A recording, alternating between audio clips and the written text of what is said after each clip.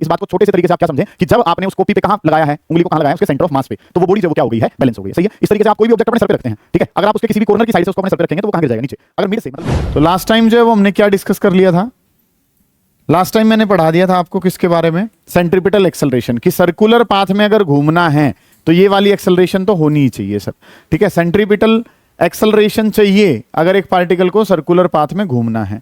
अब हम रोटेशन में एंट्री कर रहे हैं, और रोटेशन में सबसे पहला जो टॉपिक है वो हमारे पास बनता है sir centre of mass. Centre of mass के बारे में काम करना है, ठीक है। हमने जो चीजें पढ़नी है वो किसके बारे में करनी है, सेंटर ऑफ मास के बारे में काम जो है वो आपने शुरू करना है। इस डेरिवेशन के बारे में अगर मैं बात करूं तो आपके बोर्ड में, आपके स्कूल के एग्जाम में 5 नंबर के लिए डेरिवेशन जो है वो आनी ही आनी होती है भाई। 5 मार्क्स जो है ये देगी आपको, और 5 मार्क्स जो है वो कहां पे, आपके स्कूल एग्जाम में।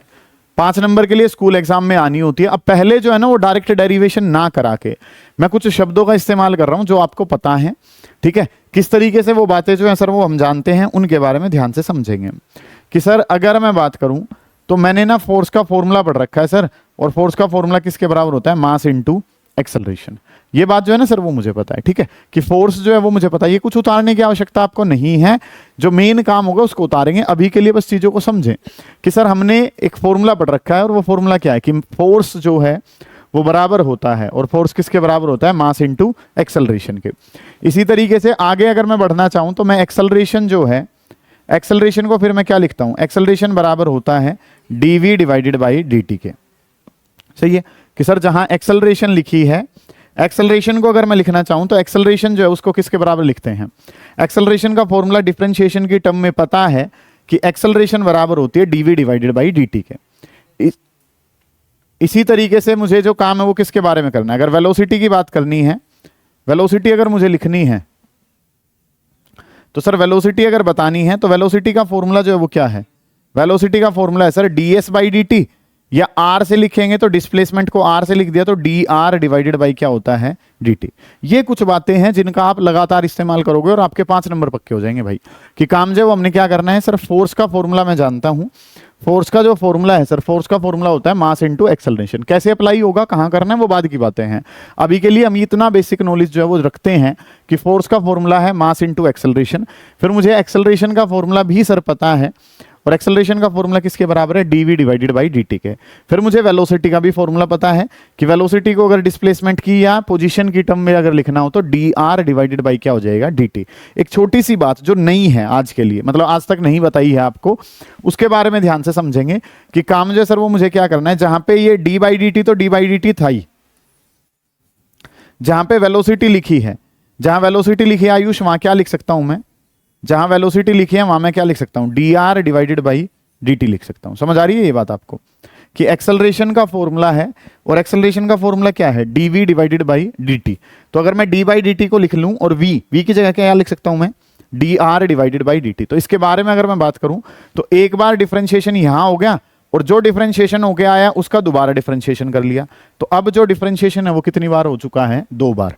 इसको ना ऑर्डर कहा जाता है डिफरेंशिएशन का, कि अगर एक बार डिफरेंशिएशन करते हैं तो इसको कहा जाता है फर्स्ट ऑर्डर डेरिवेटिव।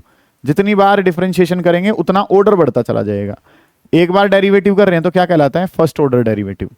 2 बार अगर डेरिवेटिव कर दिया तो वो क्या कहलाता है, सेकंड ऑर्डर डेरिवेटिव। ऐसे ही 3 बार अगर डेरिवेटिव कर दिया तो काम क्या बन जाएगा, थर्ड ऑर्डर डेरिवेटिव।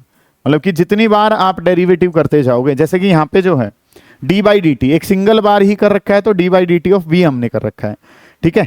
इसी तरीके से यहाँ पे भी एक ही बार कर रखा है तो ये भी क्या है, फर्स्ट ऑर्डर डेरिवेटिव, और ये भी क्या है, फर्स्ट ऑर्डर डेरिवेटिव। लेकिन अगर मैं v की वैल्यू उठा के ये यहाँ पे रख दूं तो एक बार डेरिवेटिव ये हो गया और एक बार डेरिवेटिव ये हो गया, 2 बार डेरिवेटिव हो चुका है। तो इनके ना सिंबल्स हैं सर, कि फर्स्ट ऑर्डर डेरिवेटिव जो है, मान लो टाइम की टर्म में अगर है तो फर्स्ट ऑर्डर डेरिवेटिव को लिखते हैं d बाई dt। 2 बार अगर कर देते हैं तो सर ये हो जाता है d square divided by dt square. ये सिंबल है इनके। ऐसे ही 3 बार अगर डेरिवेटिव कर देंगे तो क्या हो जाएगा, d क्यूब डिवाइडेड बाई कितना, dt क्यूब। ये मतलब कि इनके सिंबल्स हैं, ठीक है। आप ये पूछना चाहें सर कि d by dt d square by dt square ऐसा क्यों लिखा, तो इसका छोटा सा जवाब क्या है कि सर ये किसका सिंबल है, प्लस का। ये ऐसा ही क्यों है सर, ये ऐसा क्यों नहीं बना दिया, ऐसे करके बना लेते। तो बेटा वो यूनिवर्सली अडोप्टेड सिस्टम है, उसमें आप क्यों जवाब जो है वो नहीं पूछ सकते हो कि सर पूरे यूनिवर्स ने कैसे मान रखा है, ऐसे करके प्लस का सिंबल मान रखा है, तो ये इसका सिंबल है। इसी तरीके से पहले डेरिवेटिव का डी बाई डी टी, दूसरे को क्या लिखते हैं D square by D T square, तीसरे वाले को क्या लिखते हैं D cube divided by D T cube. इस तरीके से काम करते हैं। तो ये एक बार डेरिवेटिव हो गया, ये 2 बार डेरिवेटिव हो गया। तो इसको अगर लिखना चाहें तो हम क्या लिखते हैं D square by D T square, और D square by D T square किसका है आर का। अब कुछ बच्चे जो हैं वो सवाल पूछते हैं, अगर ये काम पहले ना करवाऊं तभी जाके करवाऊं, तो वो कहते हैं D into D D square, D T into T T square, तो D into D D square क्यों नहीं हुआ।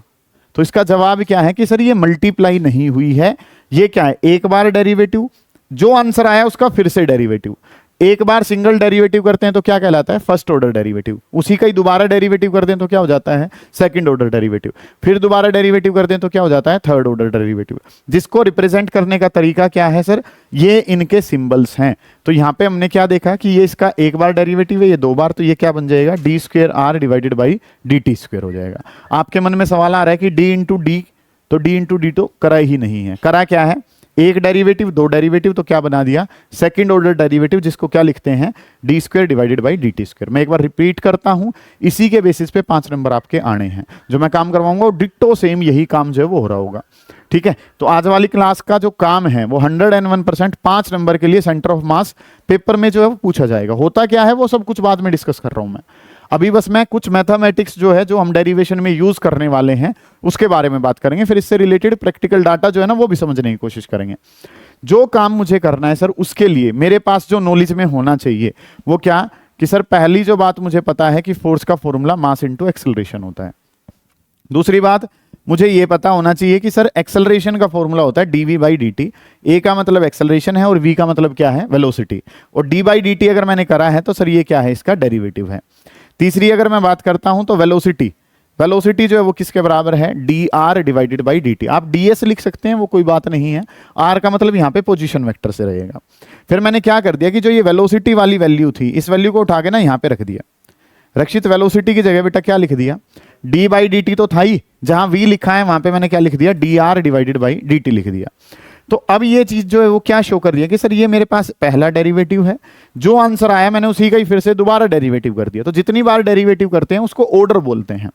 सिंगल बार डेरिवेटिव करा है तो क्या कहलाता है फर्स्ट ऑर्डर डेरिवेटिव, दूसरी बार करा है तो सेकंड ऑर्डर डेरिवेटिव, तीसरी बार करा है तो थर्ड ऑर्डर डेरिवेटिव। रिप्रेजेंट करने का तरीका क्या है, पहले डेरिवेटिव को डी बाई डी टी, दूसरे वाले को D square by D T square, तीसरे वाले को डी क्यूब डिवाइडेड बाई कितना डी टी क्यूब, ऐसे करके लिखने का तरीका है।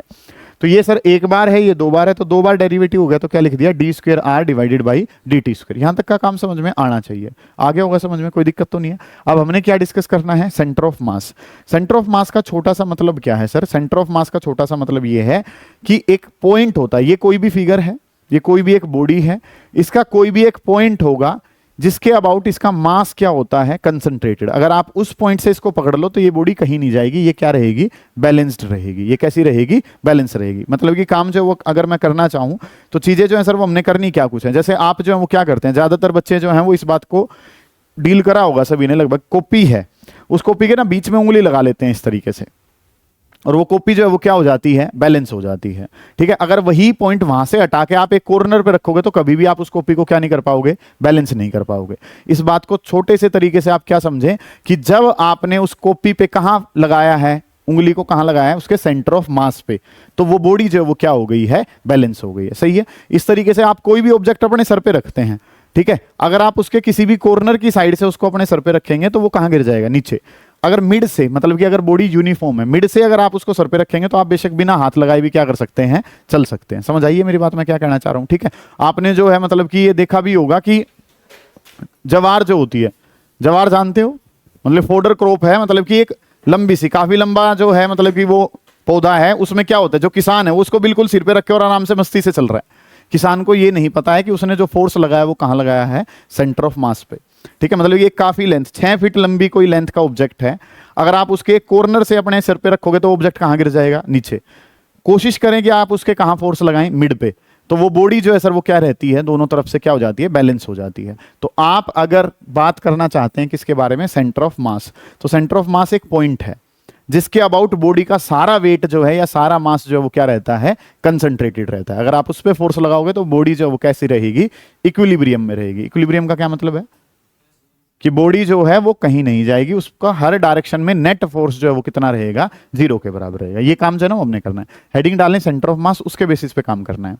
हेडिंग डालेंगे सेंटर ऑफ मास, और सेंटर ऑफ मास के बेसिस पे काम जो है सर वो हमने करना है। क्या कुछ करना है उस पर ध्यान देंगे।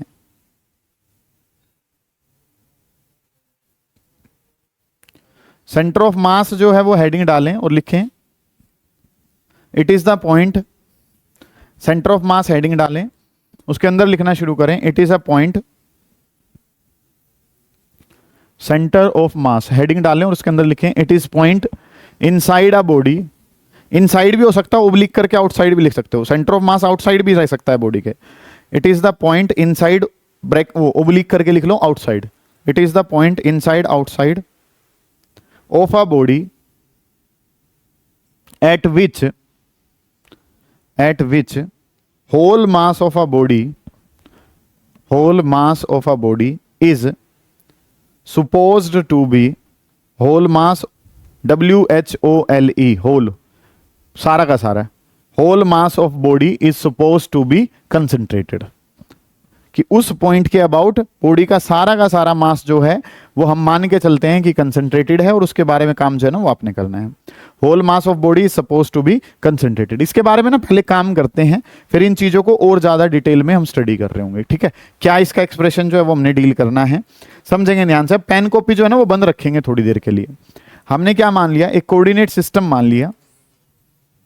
इस तरीके से एक कोऑर्डिनेट सिस्टम मैंने मान लिया जिसमें ये कोऑर्डिनेट जो है वो क्या है, एक्स है, और इस वाले कोऑर्डिनेट को जो नाम दे दिया वो क्या नाम दे दिया, वाई। एक कोऑर्डिनेट एक्स है और एक क्या मान लिया, वाई। एक प्लेन जो है वो आपने कंसीडर कर लिया। ये जो है सर उसका क्या है, ओरिजिन है। बोर्ड पे ध्यान देंगे ढंग से कि हमने मान लिए 2 मास हैं। ठीक है, लेट अस कंसीडर, हम जो काम कर रहे हैं वो मान रहे हैं 2 मास के लिए, 4 2 मास सिस्टम। 2 मासेस के लिए काम जो है ना वो हम करके देंगे। सुने ध्यान से, 2 मास पार्टिकल सिस्टम लगा लो। ठीक है, 2 मास, 2 पार्टिकल हैं, और 2 पार्टिकल सिस्टम के लिए हम काम जो है ना वो करके दे रहे हैं। 2 पार्टिकल सिस्टम, इसके लिए काम जो है ना सर वो हमने देना है। कैसे करेंगे, सुने ध्यान से, कि हमने क्या मान लिया, एक एक्स वाई प्लेन जो है वो आपके पास अवेलेबल है, और इस एक्स वाई प्लेन में 2 मासेस आपके पास हैं।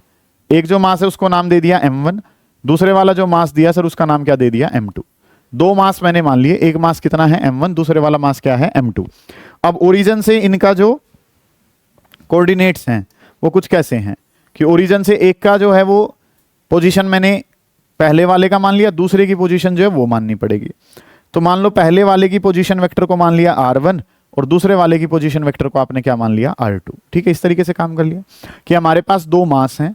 पहले वाला मास जो है वो कितना है, m1, दूसरे वाला मास जो है सर वो कितना है, m2। पहले वाले का जो पोजीशन वेक्टर है वो क्या है, r1, दूसरे वाले का जो पोजीशन वेक्टर है वो क्या है, r2 है। ठीक है, इस तरीके से हमने माने। अब काम जो वो हमने क्या कर लिया सर, हमने इन पे ना पार्टिकल्स पे बाहर से फोर्स लगा दिए।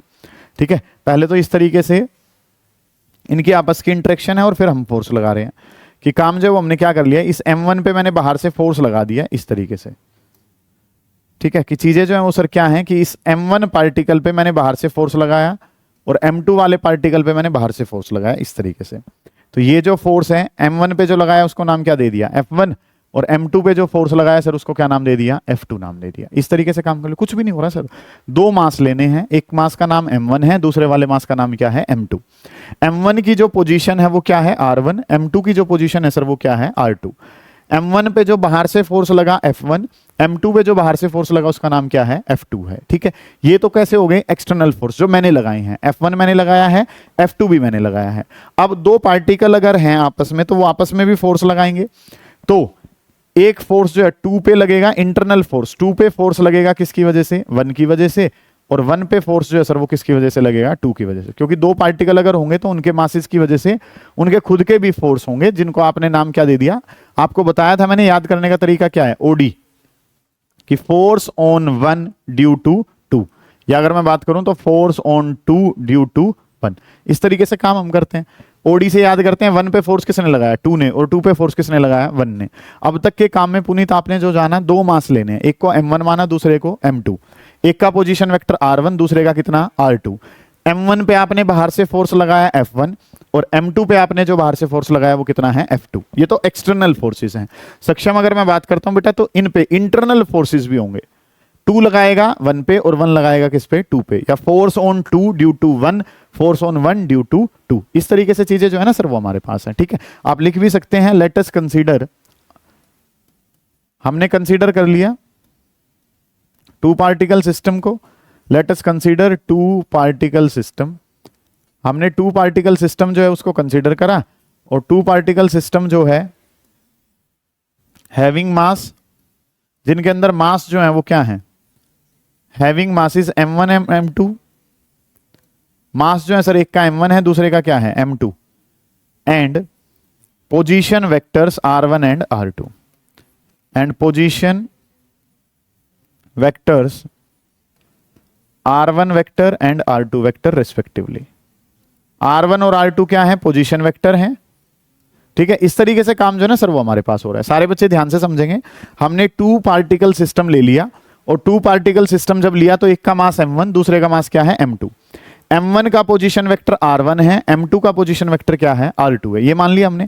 अब इसके अंदर जो आपने चीजें जो ली हैं, आगे जो चीजें ली हैं वो क्या माना कि F1 जो है वो क्या है, एक्सटर्नल फोर्स। F1 है सर एक्सटर्नल फोर्स। किस पे है एक्सटर्नल फोर्स, बाहर से फोर्स लगाया किस पे, M1 पे। F2 के बारे में अगर मैं बात करता हूं तो F2 जो है वो क्या है, एक्सटर्नल फोर्स है, और एक्सटर्नल फोर्स किस पे है, M2 पे। ऐसे ही F12, F12 का क्या मतलब है, इंटरनल फोर्स। किस पे है F12, इंटरनल फोर्स M1 पे, किसकी वजह से, ड्यू टू M2 की वजह से। ठीक है, ये काम कर लिया। नेक्स्ट जो काम है वो क्या लिख लिया, F21, 2 पे फोर्स है, इंटरनल फोर्स किस पे, M2 पे, किसकी वजह से है, 1 की वजह से। अब देखो 5 नंबर का सवाल है, 6-7 लाइन तो यहीं से ही भर जाएंगी आपकी। ठीक है, यही काम जो है वो लगभग एक पेज पे चला जाता है जब आप लिखते हैं। तो काम जो वो क्या करना है सर, हमने 2 पार्टिकल ले लिए, एक का मास m1, दूसरे का m2, एक की पोजीशन वेक्टर r1, दूसरे का क्या है r2। इस पे बाहर से फोर्स लगाया f1, उस पे लगाया तो f2। इनके इंटरनल फोर्स 1 लगाएगा 2 पे, और 2 लगाएगा किस पे, 1 पे। उस सारे काम को बस लिखा है, इसके अलावा कुछ नहीं समझाया है। उतार लो इतने काम को, फिर आगे बढ़ेंगे। करें जल्दी, शाबाश, निपटाएं। अब जो है इनसे रिलेटेड कंसेप्ट जो है ना वो हमने पढ़ना है। सर हम सेकंड लॉ को जानते हैं, न्यूटन साहब का सेकंड लॉ जो है वो आपको क्या कहता है। जो नॉलेज वाली चीजें हैं वो हम पहले पेज पे लिख रहे हैं कि सर न्यूटन साहब का सेकंड लॉ हमें क्या कहता है कि फोर्स बराबर होता है rate of change of linear momentum. सुने भाई ध्यान से कि सर हम क्या जानते हैं, सेकंड लॉ, न्यूटन साहब के सेकंड लॉ ने क्या बता रखा है कि फोर्स बराबर है rate of change of linear momentum. तो इसके बारे में काम जो है सर वो हमने करना है। मैं क्या लिख रहा हूं यहां पे अब, यूजिंग, आवाज नहीं करें भैया, यूजिंग न्यूटन साहब का second law, Newton's second law. ठीक है, काम जो हमने क्या करना है, सेकंड लॉ के बारे में अगर मैं बात करूं, समझे बेटा ध्यान से, आवाज नहीं करें भाई। सेकंड लॉ की अगर मैं बात करता हूं तो सेकंड लॉ ने मुझे क्या बताया है कि sir dp divided by dt, और dp बाई dt जो है सर वो किसके बराबर होता है, फोर्स के बराबर होता है। कि dp बाई dt जो है सर वो किसके बराबर है, फोर्स के। ये चीज मुझे पता है। अब अगर मैं बात करूं पहली बॉडी का मोमेंटम चेंज, तो पहली बॉडी पे फोर्स क्या क्या लगा है, एक F1 लगा है, और एक पहले वाली पे क्या लगा है, F12 लगा है। इस इक्वेशन को आपने क्या नाम दे दिया, फर्स्ट नाम दे दिया। कि काम जो वो मुझे क्या पता है, rate of change of linear momentum dp by dt, और dp बाई dt किसके बराबर है, फोर्स के बराबर। जानते हो आप इस काम को। तो पहली बॉडी का मोमेंटम चेंज होगा तो पहले वाली पे एक तो फोर्स क्या लगा है, एक्सटर्नल जो लगा है उसका नाम क्या है, F1, और जो इंटरनल लग रहा है सर उसका नाम क्या है, F12।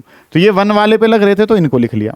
सिमिलरली करके अगर मैं लिखता हूं सेकंड वाली के लिए, तो dp2 बाई dt, सेकंड वाले के लिए अगर मैं काम करूंगा तो सेकंड पे फोर्स क्या लगा है, एक फोर्स जो लगा उसका नाम क्या है, F2, और दूसरे वाले पे जो लगा है उसका नाम क्या है, F21। इस इक्वेशन को जो नाम दे दिया, इस इक्वेशन को क्या नाम दे दिया, सेकंड नाम दे दिया। समझ आइए ये बात आपको कि सर चीजें जो है मुझे क्या करनी है, dp1 बाई dt, पहले का मोमेंटम चेंज तो पहले का फोर्स, दूसरे का मोमेंटम चेंज तो दूसरे का फोर्स। ये काम आपने कर लिया। इन दोनों इक्वेशंस को क्या कर लेते हैं, ऐड कर लेते हैं। इन दोनों इक्वेशन को अगर मैं ऐड करूं तो मुझे और तुम्हें क्या पता है कि सर लेफ्ट में लेफ्ट को जोड़ देंगे, राइट में राइट को जोड़ देंगे। फर्स्ट प्लस सेकंड, फर्स्ट में सेकंड को अगर मैं जोड़ता हूं तो लेफ्ट में लेफ्ट को जोड़ा तो क्या हो गया, dp1 divided by dt, plus इसको अगर ऐड करता हूं तो dp2 डिवाइडेड बाई कितना dt। लेफ्ट में आपने लेफ्ट को जोड़ दिया, राइट वाले में राइट को जोड़ देते हैं, तो ये क्या हो जाएगा f1 प्लस f2, और ये जो है ये क्या है f12 प्लस f21। इस तरीके से काम जो है ना सर वो हमने कर लिया। ये बातें जो है ना वो मुझे पता है कि सर चीजें जो हैं वो मुझे क्या करनी है कि rate of change of linear momentum, 1 वाले का मोमेंटम चेंज तो 1 पे फोर्स, 2 वाले का मोमेंटम तो यहाँ पे क्या हो गया 2 वाले के फोर्स हो गया। दोनों इक्वेशन को मैं ऐड करना चाहता हूं तो मैंने लेफ्ट में लेफ्ट को जोड़ दिया, राइट वालों में राइट को जोड़ दिया। अब मैं यहां से क्या जानता हूं कि ये क्या है एक्शन, तो ये क्या है रिएक्शन। एक्शन और रिएक्शन का पेयर हमारे पास बन रहा है। तो थर्ड लॉ से यहां पे जो अगर मैं क्या देखना चाहता हूं कि मुझे क्या पता है यूजिंग थर्ड लॉ, न्यूटन साहब का थर्ड लॉ अगर हम यूज करें using Newton's third law, third law के बारे में अगर मैं बात करता हूं तो थर्ड लॉ ने हमें क्या समझाया सर कि F12 जो है वो इक्वल है और अपोजिट है किसके F21 के। ये बात मुझे पता है कि अगर मैं बात करता हूं तो F12 जहां लिखा है उसके जगह माइनस F21 लिख दूंगा तो ये दोनों आपस में क्या हो जाएंगे कैंसिल हो जाएंगे। ठीक है, एक्शन और रिएक्शन जो है सर, या ऐसे समझ लो कि F12 plus F21, F12 plus F21 इनका सम जो है सर वो किसके बराबर आ जाएगा 0 के बराबर आ जाएगा। किसके बराबर आ जाएगा 0 के। समझेंगे ध्यान से कि चीजें जो है वो आपने करनी क्या कुछ है कि dp by dt rate of change of linear momentum किसके बराबर होता है फोर्स के। पहले का मोमेंटम चेंज है तो पहले के फोर्स, दूसरे का मोमेंटम चेंज है तो दूसरे के फोर्स, दोनों को ऐड करा तो लेफ्ट में लेफ्ट को जोड़ दिया, राइट में राइट को, तो इसमें इसको जोड़ा तो ये जो काम है ये हमारे पास बन गया। अब ये जो है ये एक्शन और रिएक्शन का पेयर है तो ये इक्वल अपोजिट होते हैं तो आंसर कितना बना लेंगे ये आंसर। अगली जो बातें हैं कि सर अब जो है इनमें टर्म्स को हल्का हल्का सा जो है इनको खोल के और आंसर जो है वो निकाल लेते हैं कि काम जो है सर वो हमारे पास क्या हो रहा है D by D T of P1। बेटा मोमेंटम का फॉर्मूला जानते हैं, यहाँ पे क्या लिखा हुआ है P1। मोमेंटम का फॉर्मूला क्या होता है मास इंटू वेलोसिटी, तो मैंने यहाँ पे क्या लिख लिया m1 v1। नेक्स्ट जो काम है वो क्या करना है डी बाई डी टी किसका लिखा हुआ है P2। P2 को अगर लिखूंगा तो क्या लिख दूंगा m2 और मल्टीप्लाई बाई क्या v2, क्योंकि मोमेंटम को बार बार डिस्कस कर चुके हैं। मोमेंटम क्या होता है मास इंटू वेलोसिटी, तो पहले वाली बॉडी अगर है P1 है तो m1 v1, P2 है तो क्या लिख लिया m2 v2। अच्छा ये F1 प्लस F2 दोनों का इकट्ठा फोर्स जो है इसको नाम दे दिया कैपिटल F नाम दे दिया, इकट्ठा मिला दिया। इन दोनों का वेक्टर समझो वो किसके बराबर है F के बराबर है।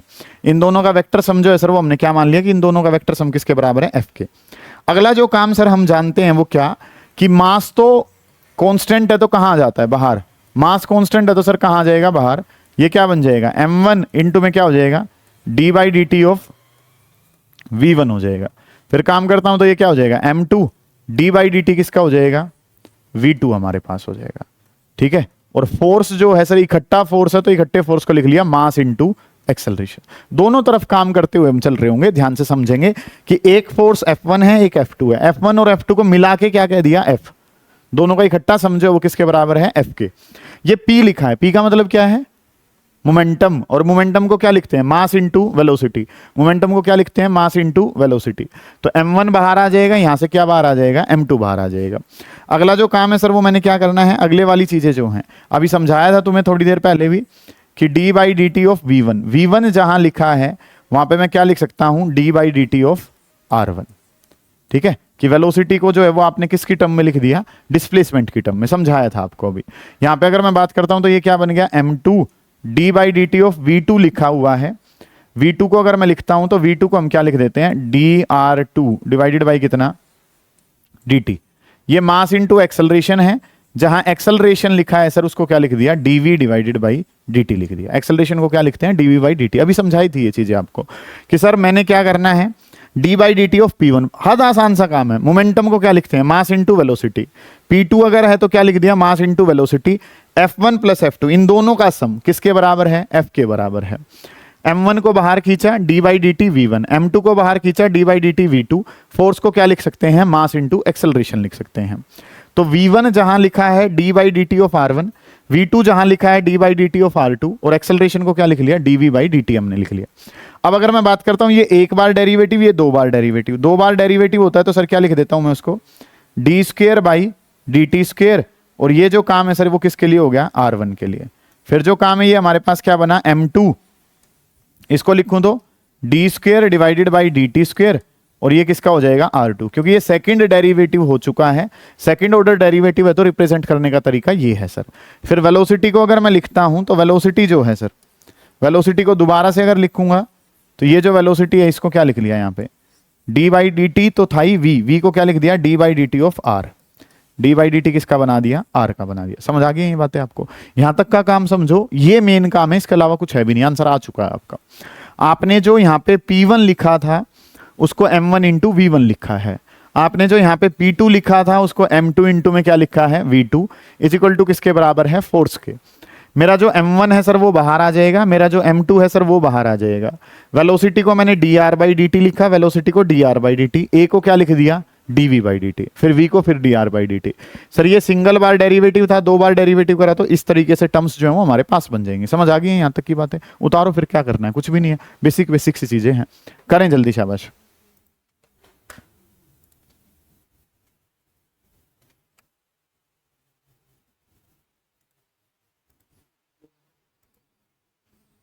ये हो गया भाई, इतना काम तो कर लिया। अब क्या होगा, जैसे इस मास को कहां, देखो अब समझे ध्यान से, काम करना क्या कुछ है आपने, कि कंसेप्ट जो है सर वो हमारे पास क्या बन गया, इस तरीके से चीजें होगी। अभी तो आपने क्या करा है कि सर यहां पे देखो क्या बन गया, डबल डेरिवेटिव, यहां पे भी क्या बन रहा है, डबल डेरिवेटिव, वहां पे भी क्या बन गया है, डबल डेरिवेटिव। हम कंपैरिजन करेंगे चीजों का। तो जैसे मास को बाहर लाए थे ऐसे मास को अंदर भी भेज सकते हैं।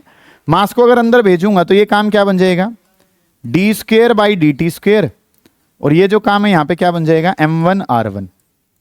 सिमिलर कंसेप्ट से यहां पे क्या लिखूंगा, D square by D T square, और ये क्या बन जाएगा, m2, और इनटू में कितना हो जाएगा, r2। सर मैंने काम क्या करना है, m1 को अंदर भेजा तो m1 r1, m2 को अंदर भेजा तो m2 इंटू में r2 हमारे पास बन गया। ये डबल डेरिवेटिव इसका हो रहा है तो m, और ये कितना हो गया, D square by D T square of किसका हो जाएगा, r का। समझ आइए आपको ये बात, यहां तक मैंने करा ही क्या है। अगले वाले स्टेप में m1 को अंदर भेज दिया, क्योंकि कांस्टेंट को अंदर भी ला सकते हैं और कहां भी भेज सकते हैं, बाहर। मैं ऐसा क्यों कर रहा हूं, ताकि मैं डबल डेरिवेटिव से कंपैरिजन कर सकूं। तो जब कंपैरिजन करेंगे तो चीजें जो है सर वो हमें क्या पता है, यहाँ पे D square by D T square अगर मैं कॉमन ले लूं, दोनों में कॉमन ले लो, या ये फॉर्मूला भी होता है, तो ये क्या बन जाएगा, m1 r1, ये क्या बन गया, m2 r2। और इसको अगर मैं लिखता हूं तो सर ये जो चीज है हमारे पास क्या है, m इंटू में D square by D T square of किसका हो गया, r का। ध्यान से समझेंगे कि मैं कर क्या रहा हूं। पहले वाले स्टेप में मैंने क्या करा था, जहां P1 था वहां पे M1 V1 लिखा था, P2 की जगह क्या लिखा था, M2 V2। दो फोर्स से दोनों को इकट्ठा करके क्या बना लिया था, एक F सिंगल बना लिया था। फोर्स को मास इंटू एक्सेलरेशन। मैंने क्या करा था, जो मास कांस्टेंट थे बाहर ले आया था, वेलोसिटी को वेक्टर, पोजीशन वेक्टर की टर्म में लिखा था, डबल डेरिवेटिव हो गया था, मास को दोबारा अंदर भेज दिया, और इस तरीके से काम जो है वो हमारे पास बन गया। अब मुझे कंपैरिजन करना है सर, कंपैरिजन अगर मैं करना चाहूं तो मुझे क्या पता चल रहा है कि ये D square by D T square है, ठीक है, ये जो है ये D square by D T square है। D square by D T square तो सर यहां पे भी है, लेकिन इसके आगे तो क्या पड़ा है, 1, और उसके आगे क्या पड़ा हुआ है, मास। तो कंपैरिजन नहीं होगा, तो आपको क्या करना पड़ेगा, मास को यहां लाना पड़ेगा। अब मास से मास कंपेरिजन हो जाएगा, D square by D T square से D square by D T square comparison में आ जाएगा। लेकिन मास को यहां लाया हूं, मैंने क्या करा है, मल्टीप्लाई, तो इसी मास से क्या भी करना पड़ेगा, डिवाइड। और मास से अगर डिवाइड करना पड़ेगा तो मल्टीप्लाई कर दिया और क्या कर दिया, डिवाइड। मास, टोटल मास किसके बराबर है, m1 प्लस m2। नहीं समझ में आया, ध्यान से समझो कि सर मुझे यहां पे क्या दिख रहा था, खाली D square by D T square, लेकिन इस वाले D square by D T square के आगे तो क्या भी पड़ा है, मास। तो कंपैरिजन कब हो पाएगा, जब उसके आगे भी क्या आ जाएगा, मास। मास आ जाएगा तो मैंने मास से क्या कर लिया, मल्टीप्लाई। तो मास से क्या भी करना पड़ेगा, डिवाइड। डिवाइड करना पड़ेगा, यहां कर लो, एक स्टेप बचाने के लिए मैंने कहां कर दिया, अंदर कर दिया। समझ आ गई ये बात आपको। अब टोटल मास किसके बराबर था, टोटल मास किसके बराबर था, m1 प्लस m2। अब कंपेरिजन करो कि सर चीजें जो है वो क्या बन रही हैं, m से m कंपेयर हो गया, D square by D T square से D square by D T square. तो जो ये r है, ये r किसके बराबर आ जाएगा, इतने काम के बराबर आ जाएगा।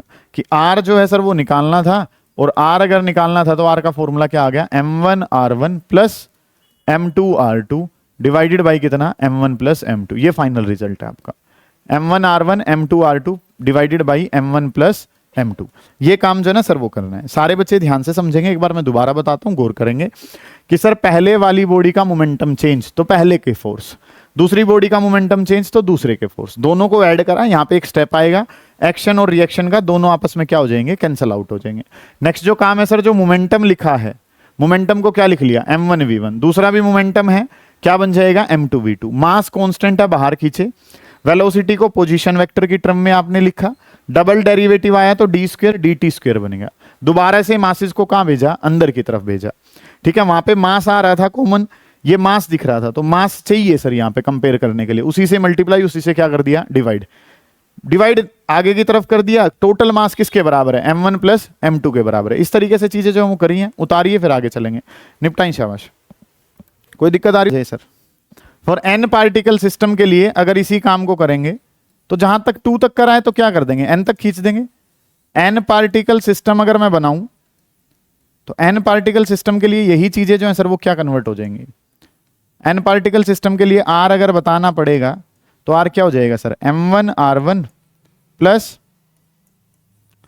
m2r2 plus plus plus plus up to कहां तक है, mnrn डिवाइडेड बाई क्या हो जाएगा, m1 plus m2 plus plus up to कहां तक आ जाए सर, जितने भी मास हैं सभी को क्या कर लेना है आपने, सम करके इस तरीके से लिख लेना है।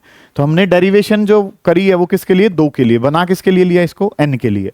आपसे पेपर में जो आएगा वो n के लिए ही पूछा जाता है, तो इतने काम को आपने कर लेना है, कोई दिक्कत आएगी पूछ लेंगे, ठीक है, निपटा लेंगे इस काम को।